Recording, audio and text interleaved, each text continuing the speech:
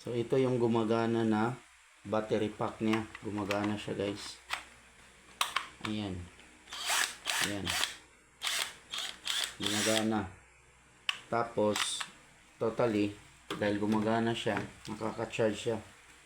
Yung lights ng indicator ng light niya gumagana din. Yan, charging siya. Kulay green. Yun, parang gumagana talaga. Pero yung isa, ito yung problema. Ayaw mag-charge na. Yan, walang effect doon sa lightings. Tanggal.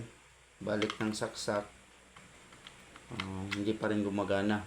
And at the same time, pag ilagay dito sa unit mismo, ayaw pa rin gumagana. Ayan. Ayan.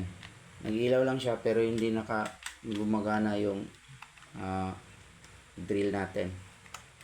Saka balik natin sa charging, ayaw pa rin niya mag-charge. Makikita natin sa indicator light. So yun lang yung problema, yung isang battery pack. Okay, thank you.